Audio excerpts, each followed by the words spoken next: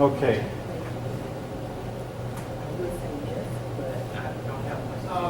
Something that I left off that I really meant to include. My daughter is very much interested in this man.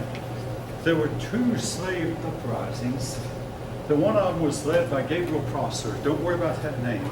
But the other one was led by a man named Nat Turner. I really cannot leave him out. Now, Nat Turner was a black preacher, and he believed that God had called him to free the slaves. Now, each of you can make up your own mind what you think, depending on your own theology. But Nat Turner believed that God had called him to kill all whites and to free the slaves. So he got a bunch of people together, slaves, together, and they killed a couple of white families, slave owners. And the whites found out about it, and they organized a militia. Then the regular army found out about it, and they got together with the regular army. And they sent Nat Turner running in the woods. He hid out for about 3 months before some white farmer found him and turned him in to the authorities. Nat Turner was hung. Now, the slave uprisings did not work in the United States, but in Haiti, there was a slave uprising that actually overturned the slavery system to where the slaves actually won the fight and took over. It was led by Toussaint Louverture. Don't worry about the name, but there was a slave uprising. I'm going to write that down.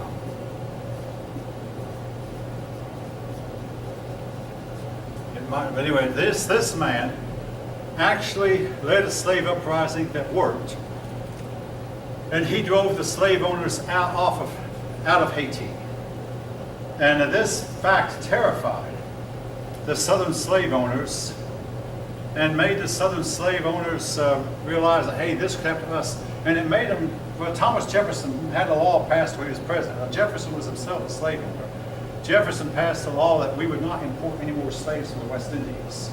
He was fearful that West Indies slaves had a tendency to rebel. And so this made the slave owners very, very fearful of what could happen to them based on what had happened to others in time past. All right.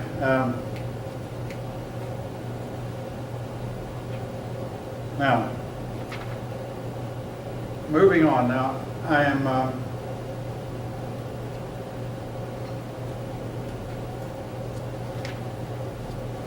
on page Second Great Awakening. I'm going to start on chapter, what is this chapter? On page 287 in my book. Chapter 12. All right, chapter 12. And I'm going to go through this really fast. So, chapter 12, the New West and the Free North. Both the North and West, for the most part, were anti-slave. Your chapter opens up with a big net about Abe Lincoln. Abe Lincoln, I'll put it to you in blunt terms. Abe Lincoln was, by the standards of even his day, Abe Lincoln went to what we might call a single social one time when he was a young man. And he said, I couldn't get a girl to talk to me. And said, I finally had to corner a girl just to get a conversation with her. But when he married 2 or 3 notches above his class. He married the daughter of a wealthy man, basically married into wealth. But he himself started out in poverty. Weirdly enough, the moment he married, Nancy Hanks was his mother's name. The moment he married, Mary Todd wanted to be First Lady. And she was courted by Stephen Douglas. And any girl in her right mind who had Douglas coming after and Lincoln would have picked Douglas. Except Mary Todd picked Lincoln and got to be First Lady. All right, that's in the records. What did she have against Stephen Douglas? I don't know. Maybe she thought somehow Stephen Douglas wouldn't make it. But it looked like Stephen Douglas was going to become President of the United States at one point. And Lincoln, well, he was. But Lincoln was the one who got there. Douglas didn't. Okay, anyway. Lincoln believed he could make something of himself, even starting out in poverty, and he did. Now, In the North, you had the Industrial Revolution, you had manufacturing, you had, in the North, industrial.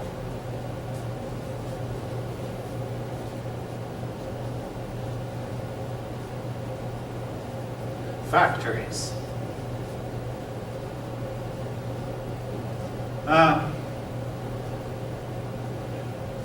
Now, here is another thing about the North.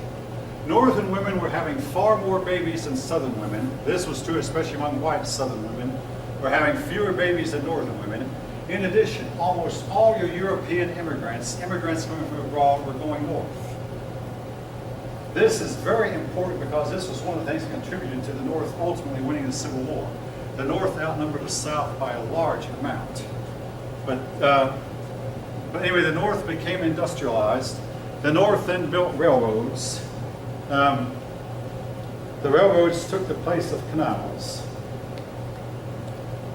Now, you had a lot of people wanting to move west.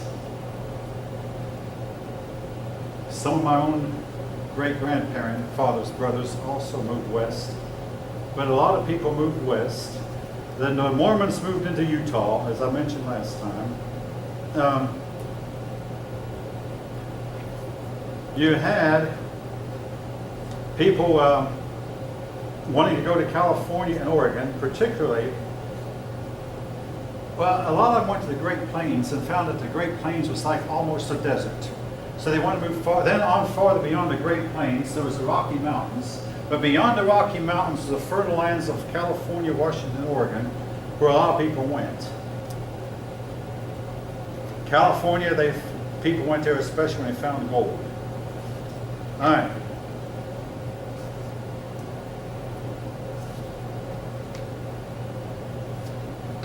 So you had your Western movement, you had your factories in the North, and a lot of your Northern factory workers would tell their bosses, give us more money or we'll move west, and a lot of times the factory owners wouldn't get more money, so they'd move west. Speaking of moving west on a personal note, my son wants to move to Oregon. Hopefully he thinks he's going to move in a few days. Hasn't moved there yet, but he wants to go to Oregon. All right. Now, chapter 13 starts off with Nat Turner. Chapter 13 is about the slave South, and it starts off with Nat Turner's rebellion. It talks about how that the South became somewhat unique from the rest of the country owing to slavery. Slavery kept the South from becoming industrialized. And also slavery kept your foreign immigrants out of the South. And a lot of your Southern white people would move out of the South because of slavery. They couldn't find work, or the wages were poor. Again, they were competing with slaves, so your Southern whites moved out. What this meant was the population of the South became noticeably less than the population of the North. Now, I'm saying this tongue-in-cheek. The South lagged behind the North, but that doesn't apply to 2018. Understand, it applies to maybe 1818, and even maybe 1918, but 2018 it doesn't apply. The South is pulled, the North is falling down and becoming crumbled and decayed. The South is rising up. Yes?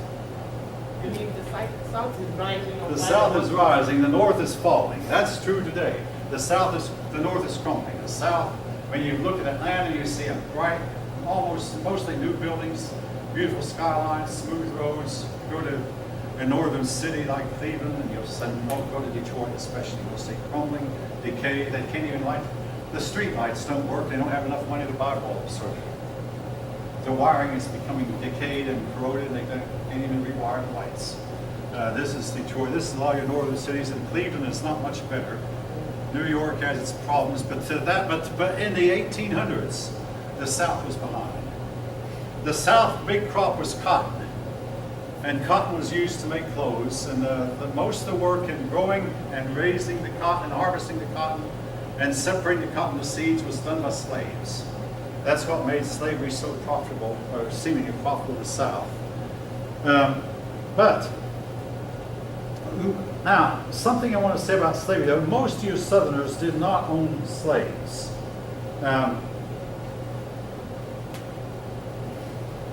The few of them that did were mostly the wealthier ones. Now, most of them didn't, but even the ones who didn't believed in it. Most of your Southerners believed in slavery. Your Northerners began to turn against it. The center of life among your Southerners was the plantation.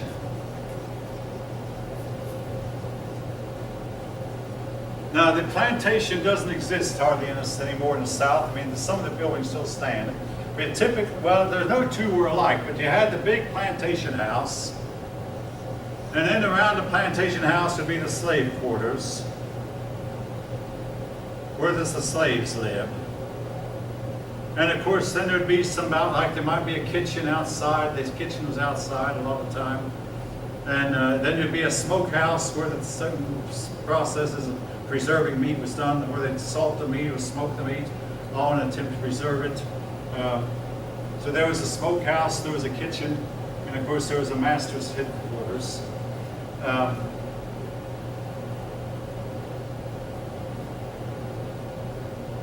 Most of your politicians and governors and Southern congressmen, most of them were plantation owners.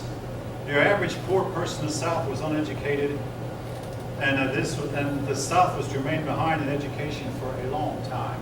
And to some extent, this still affects the South today. I mean, I know it's in the Southern school, but the South has tended to be behind North in education, and a lot of that was the Southern people did not see a need for it. In the 1900s, shooters Joe Jackson had to sign his baseball contract with an X because he could not read or write. Now, he eventually, I think he learned to write his own name and learned to read a little bit. He had to teach himself. President Andrew Johnson himself, a Southerner, was taught to read by his wife when he was, after he was married. He got married at 21, and his wife taught him to read. And when you start reading that, you never learn to read very well. He could not read very well or write. But he went on to become President of the United States. But he was not a good reader or a good writer. Again, if he just could have started earlier. But Southern people did not know the value of education.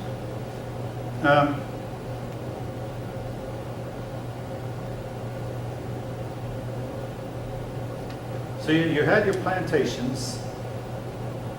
You had your areas where the cotton was the king crop, and your book shows a picture, a map on page 325 of areas where the corn was the main crop, where tobacco was the main crop, and where cotton. Tobacco tended to be really popular in Kentucky and Tennessee, and still is. Now, you go to a restaurant in Georgia, or go to a college in Georgia, you're going to find that they don't allow tobacco smoking.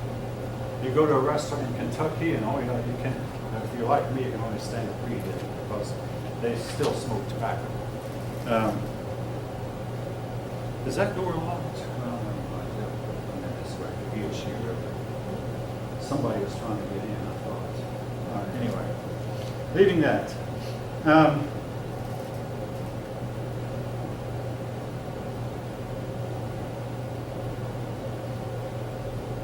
Anyway, the South remained overwhelmingly farming, whether it be corn growing, cotton growing,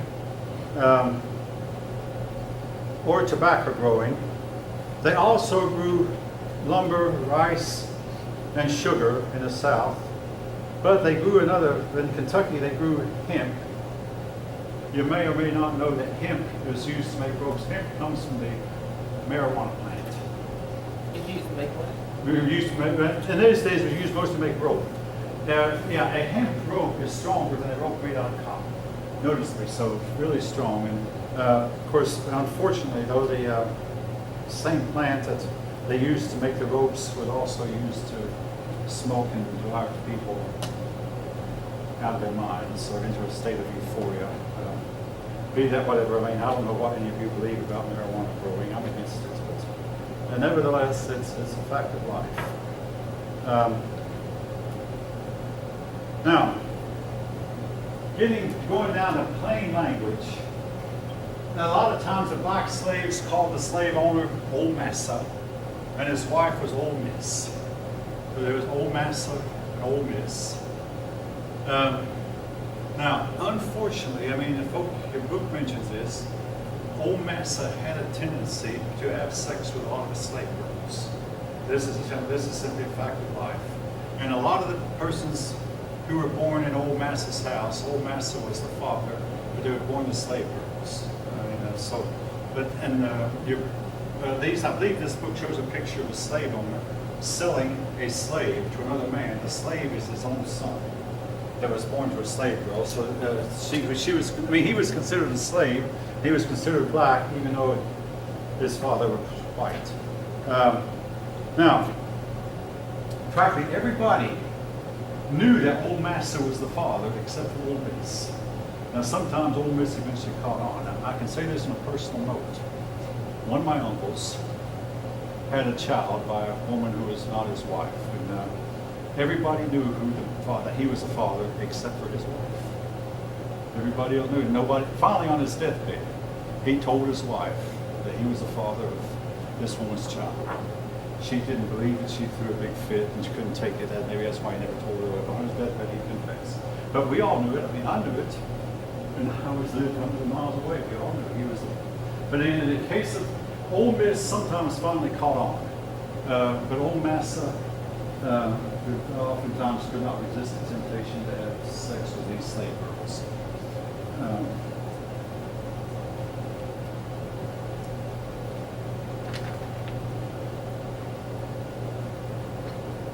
And again, sometimes it was really hard on Old Miss when she finally figured out what was going on. Now, in the case of Thomas Jefferson, he did not have any children by his slave girl until after his wife. As far as we know, Thomas Jefferson was faithful to his wife as long as she lived. And then when his wife died, he married the half-sister. No, he didn't marry, he was not allowed to. He cohabited with the half-sister of his wife, who was a slave girl, Sally Heming by name. This has now been pretty much proven by DNA tests and by the fact that in Monticello they found a hidden room, or the room that they converted into a men's restroom. That really turns out to be Sally Heming's quarters, which are right next to Thomas Jefferson's quarters. I mean, if this sounds like gossip, you can look for yourself. It's there. It's in the records. Some of you might have heard about it already. The Southern lady, particularly the aristocratic Southern lady, tried to hold some really high values of morality and virtue, and that's one reason why they would not accept Peggy O'Neill into their society in Washington, because Peggy O'Neill had been a dance girl, like I mentioned last time, and they thought, oh, she's not fit to be a member of our Southern society. Keep in mind, Andrew Jackson was the president, his wife was deceased, but that meant Mrs. Calhoun, the Southern woman, led the wives of the high up Washington society, and she would not talk to Peggy O'Neill, and Andrew Jackson sided with Peggy O'Neill because his own wife had been slandered, and he did not want to see Peggy O'Neill slandered also.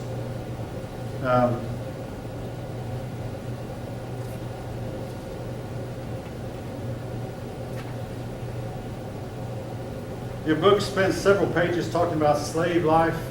Now, here is the problem. Okay, some of my teachers in elementary school told us, and it was a lie, and I don't know if they did it on purpose or not, that a black family could not, in other words, a black slave could not be separated from his wife and sold to another master.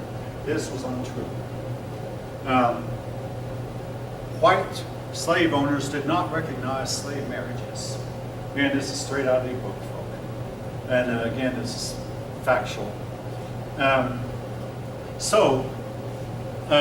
lot of times, though, the black slaves would marry, but sooner or later the white master would come in and separate the white from the black. The black man could not really be a father to his children because oftentimes he was sold, or even his children were sold out from under him, and there was nothing he could do about it, or he was sold to another master and his wife and children left behind. So your black fathers did not become leaders. Again, this is, folk, I don't mean to be opening up old wounds, but this is simply the way it was. This is simply life the way it was then, not the way it is in 2018. And I don't want to sweep any of it under the rug. I mean, it's an ugly fact of history, but I'm not going to sugarcoat it. It's there, but I really want us to put it all behind us because it's in the past, and not keep bringing it up and throwing dirt. But we don't want to forget that it actually happened. Not that. I mean, we don't want to sugarcoat like my teachers did and say that, oh, black slaves were not beaten. Particularly the ones in Mississippi. And a lot of times you're like Tennessee and Virginia slave owners would threaten to say, if you don't line up, I'll sell you to Mississippi. And they knew in Mississippi they'd be treated very badly. And sometimes they were sold to a slave owner in Mississippi. In South Carolina and Mississippi, the slaves outnumbered the whites. Or maybe I should say blacks outnumbered the whites. All right. Among the South also you had your poor whites. Now, folk, this is getting down to, but, all right, I'm going to tell it the way it was. Your book doesn't use this term, but a lot of times your poor whites were called white trash. This is in the records, folk. I mean, I'm not going to sugarcoat it. But a lot of times your poor white Southerners, because, again, they had to compete with slave labor. And folk, you can't compete with slave labor. That was one reason the northern people turned against slavery, was they just didn't want to compete with the non-wage workers. Anyway, the slaves south had a lot of poor whites.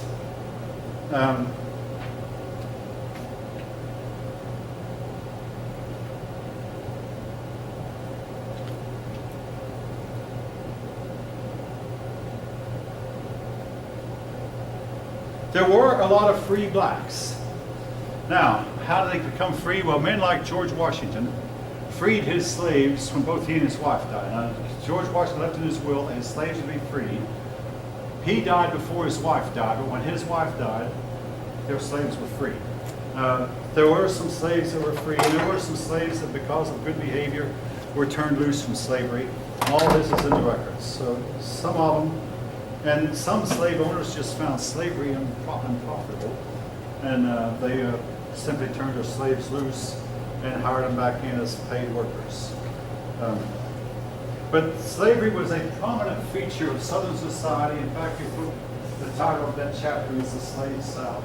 It was a very prominent feature, and Southern life centered around the plantation. Your plantation owners were the governors, the senators, the representatives, the leaders in the state houses, the mayors. Your wealthier people in the South were the political leaders. So much of your South was involved around slavery.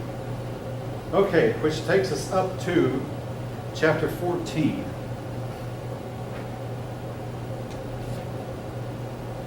Now, John Brown, your book opens the big net with John Brown.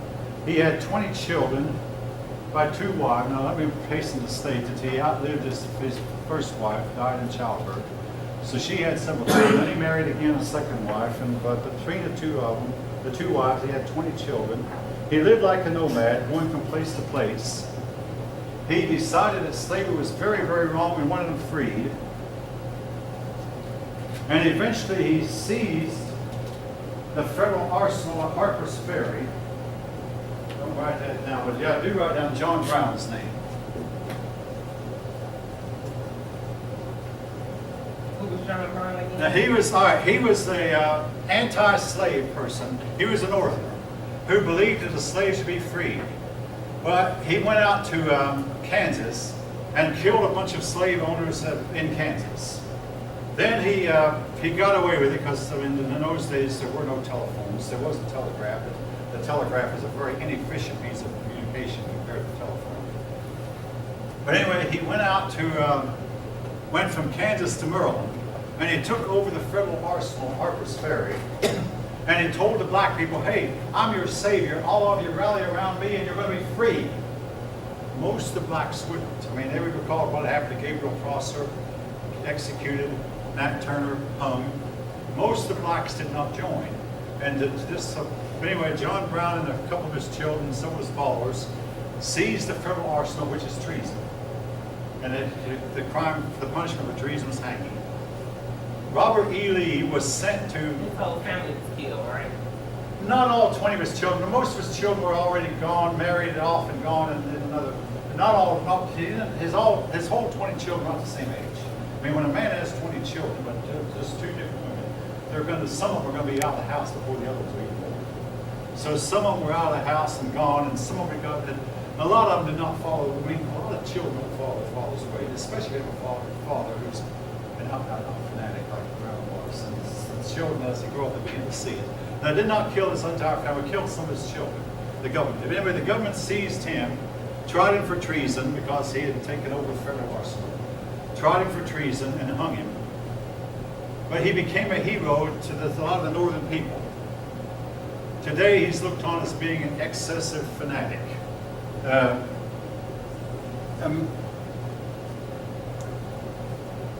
want to say this about slavery. If they had just left the issue alone, within 20 years or 30 at the most, slavery would become economic. What was happening was Morocco started to grow cotton, India started to grow cotton. That meant there was less and less demand for southern cotton. Eventually, the price of cotton was going to fall so low, and it did. Then, of course, the boll weevil came from Mexico, and it destroyed a lot of cotton crops. Eventually, slavery was destined to become unprofitable. But if they had just left the issue alone, but men like John Brown and William Lloyd Garrison insisted, let's free our slaves right now. Maybe they were. I mean, but if they left it alone, they would have. I think slavery would have been done away with gradually before the year 1900. Also, there was another factor, which happened in Brazil. The last major country to end slavery was Brazil, and they ended in 1880, 15 years after we did. And a part of it, they were shamed. I mean, I've had more than one Brazilian student. They were shamed out of it. Simply what you didn't have is in the South, the United States had the 4,000 miles of Atlantic Ocean to the east and 1,000 miles of the Gulf to the south. But in Brazil, they lived next door to the countries that had already freed their slaves. I mean, they were close to Argentina, close to Paraguay, Uruguay, and Ecuador, and those countries all freed their slaves. So they were the only Latin American country that still had slavery. They became ashamed of it. They were ashamed out of it. So finally, their king one day went back to Portugal and took his cabinet with him and left his daughter in charge, and his daughter signed the Emancipation Proclamation. Freed the slaves, but again, part of it, also the slaves became rebellious. This was in Brazil. Yeah, in Brazil. So I think that eventually, as transportation and communication become faster, with more telegraph and telephone, and great railroad, with more telegraph and railroad, and of course the telephone is going to be invented also. Your southern people is going to become ashamed of the institution, and eventually they were going to.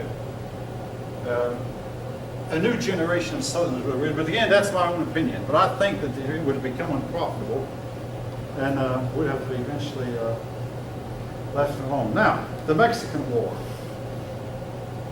The Mexican War brought a whole lot of new territory to the country that we took from Mexico, and just about all of the territory we got from the Mexican War was below the line of the Missouri Compromise.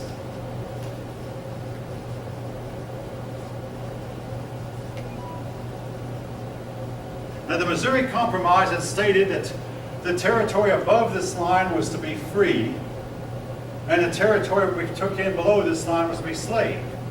Well, the Mexican War meant that we captured a whole lot of territory which was south of the line, and it was, according to the 1820 agreement, was supposed to be slave. Well, this created a problem because a lot of the people who moved into these territories did not want slavery. This was especially true of California. So, now,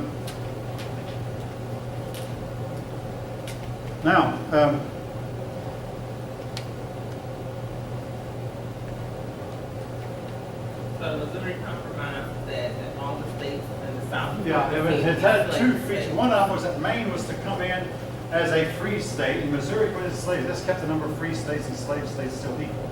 But then they said, from now on, if the territory is north of this line, they drew a line in the southern border of Missouri.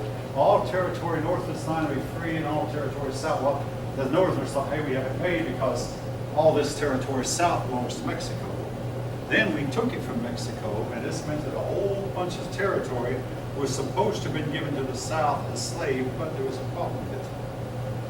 A lot of the people who moved into the territory, keep in mind, which side had the most people to begin with? Far wrong. The North had by far the most people. And when the Northerners moved into these new territories, they were anti-slave. So this meant that, persons would move into, let's say, New Mexico, And they would learn that New Mexico is supposed to be a slave territory. Oh, no, we don't want to hear. Again, all this was to create bitter conflict. Which territories were to be slave and which ones were not. And this led to, let's see now.